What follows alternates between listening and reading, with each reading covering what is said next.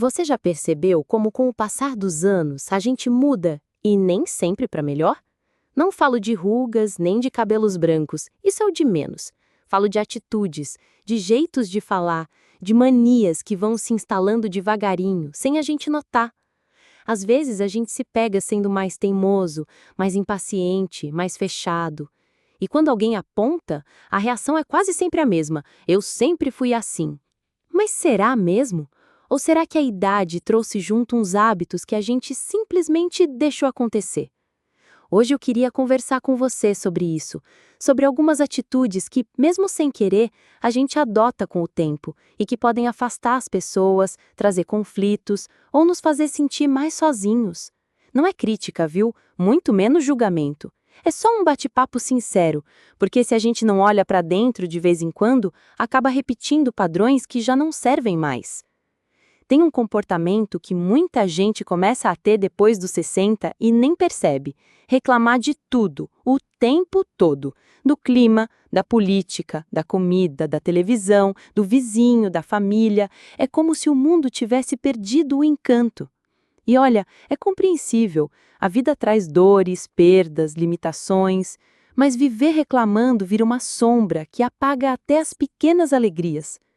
E o pior é que, aos poucos, as pessoas ao redor vão se afastando, não porque não amam, mas porque se sentem sugadas. Isso machuca mais do que ajuda. Outra coisa que pega é aquela mania de interromper os outros, de querer sempre corrigir tudo. É como se a gente já soubesse o final da história antes dela começar. E aí corta o outro, completa a frase, dá conselho antes da pessoa pedir. Eu sei que vem do cuidado, da experiência, da vontade de ajudar, mas às vezes tudo o que o outro quer é ser ouvido, sabe? Lembro do seu Raul, que frequentava o centro comunitário. Um senhor sabidão, cheio de histórias. Mas ninguém queria conversar com ele porque tudo virava um sermão. Ninguém podia contar uma novidade que ele já dizia: isso aí não vai dar certo, ou no meu tempo era melhor. E eu ficava pensando: será que ele não via como isso afastava as pessoas? Tem também aquela coisa de se fechar para novidades. Esse mundo está perdido, essa juventude não presta, essas modernidades são bobagens. E a gente vai criando um muro, separando gerações que poderiam aprender tanto umas com as outras. Outro dia, vi uma senhora no parque, sentada ao lado da neta adolescente. As duas no banco, mas cada uma em um mundo. A menina no celular, a avó com cara de tédio. Até que uma outra moça mais jovem se aproximou e começou a conversar com a senhora. E sabe o que aconteceu? Em minutos ela estava sorrindo, curiosa, perguntando das redes sociais, da música nova, rindo junto. Era como se alguém tivesse aberto uma janela. Às vezes a gente só precisa estar disposto a abrir a porta, mesmo que seja para algo que não entende de cara. Mas olha, tem mais coisa que vai surgindo com o tempo. Coisas pequenas, que podem parecer bobagem, mas que vão moldando o jeito como a gente é visto e, principalmente, como a gente se sente. E é disso que a gente continua falando agora. Sabe outra coisa que vai se instalando, devagar, sem fazer alarde? A mania de repetir as mesmas histórias.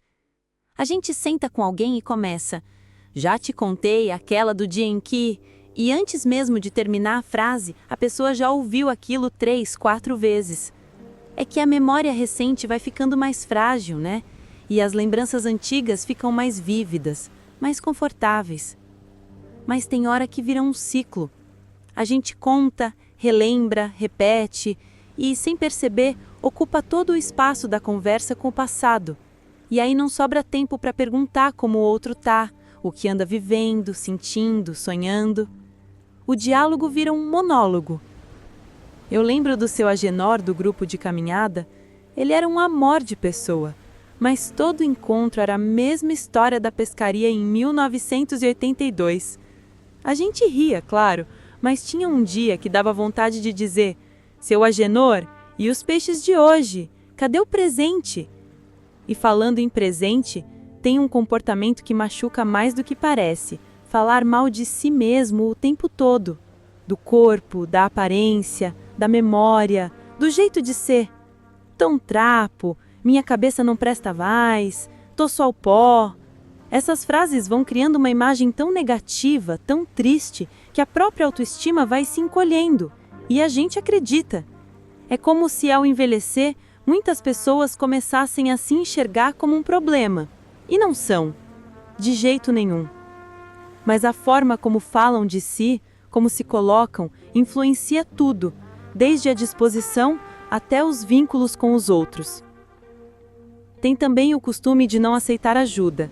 Essa é delicada, porque a gente quer mostrar que ainda dá conta, que é forte, que não depende de ninguém. E isso é bonito, claro. Mas tem momentos em que receber ajuda é sinal de sabedoria, não de fraqueza. Negar o apoio pode ser um ato de orgulho, que lá na frente cobra um preço alto. Outro dia, Dona Lourdes caiu em casa tentando trocar uma lâmpada. A filha ofereceu ajuda, mas ela insistiu: "Eu consigo." E conseguiu cair. Graças a Deus não foi grave. Mas depois ela mesma disse: "Acho que está na hora de aceitar que tem coisa que eu posso delegar." E olha, isso é libertador. E por fim, tem uma coisa que é das mais perigosas: a rigidez. Não só no corpo, mas nas ideias. A certeza absoluta de que só existe um jeito certo de ver o mundo, o seu. E aí não cabe opinião diferente, não cabe diálogo, não cabe mudança.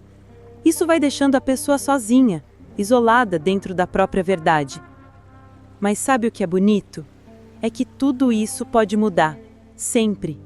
Mesmo com 70, 80, 90 anos. Eu vi isso acontecer com Dona Helena, uma vizinha aqui do bairro. Uma senhora rígida, dessas que não gostavam de música alta, detestavam cachorro, não confiavam em ninguém. Até que um dia a neta trouxe um cachorrinho para passar o fim de semana. A Helena odiou. Até o segundo dia. No terceiro, o cachorro já dormia com ela. Hoje ela diz que ele é seu melhor amigo. E foi só isso. Um coração disposto a se abrir, mesmo depois de muito tempo fechado. Envelhecer não precisa ser um empedramento. Pode ser um florescer, um recomeço. E sabe, ainda tem mais algumas coisinhas que merecem atenção. Vamos seguir conversando? E já que estamos falando de florescer, tem mais uma atitude que muita gente adota sem perceber e que vai secando esse jardim por dentro.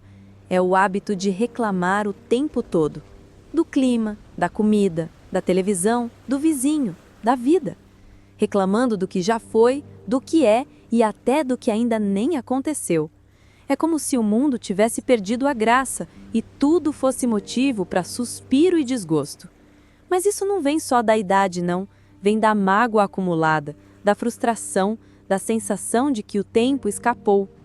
E isso, meu amigo, minha amiga, precisa ser cuidado com ternura.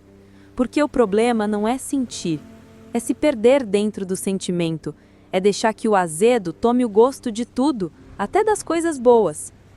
Às vezes, o que essa pessoa precisa é só alguém que ouça, que diga: "Eu entendo você", sem julgamento, sem conselho, só presença. Reclamar o tempo todo não é frescura, é um pedido disfarçado de atenção. Mas claro, se a gente percebe esse padrão em nós mesmos, vale a pena tentar mudar a chave. Tentar agradecer mais do que reclamar. Tentar ver beleza nos detalhes de novo. E isso nos leva a uma outra coisa triste, mas comum: o isolamento. Muitos idosos vão se afastando da vida social. Acham que já não têm mais muito a oferecer, que são um peso, ou simplesmente se sentem cansados demais para participar. E aí vão se calando, vão ficando invisíveis. Mas ninguém nasceu para viver sozinho. E mesmo que o corpo canse, o coração continua desejando afeto, troca, companhia. A solidão pode parecer confortável no começo, mas depois vira um silêncio que dói. Se você está sentindo isso ou conhece alguém que está assim, saiba, nunca é tarde para se reconectar. Um telefonema, um café na calçada, uma conversa rápida na padaria, tudo isso é remédio, para o outro e para a gente também. E por fim, talvez a mais delicada de todas, vem a falta de gentileza com as pessoas mais próximas. Aquela impaciência com quem cuida, a grosseria com quem ama, o tom ríspido com quem está por perto. Às vezes isso é só reflexo do medo.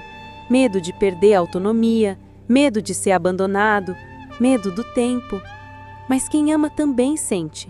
E muitas relações lindas se machucam por palavras ditas sem pensar, por silêncios duros, por gestos frios.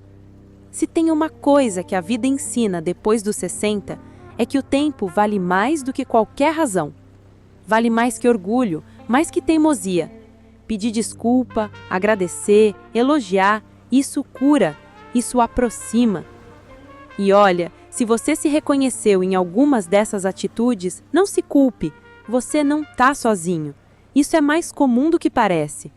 Mas também não se acomode, porque a vida depois dos 60 ainda pode ser cheia de energia, escolhas e alegrias.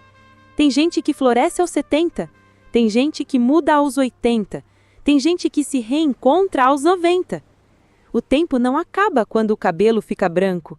Às vezes é aí que ele começa de verdade. Então, se essa conversa tocou seu coração de algum jeito, conta pra mim nos comentários. Me diz o que você sente, o que você vive, o que você gostaria de mudar. Compartilhe esse vídeo com alguém que você ama. Pode ser o início de uma conversa importante. E lembra, você ainda tem muito para viver, com leveza, com coragem e com muito amor.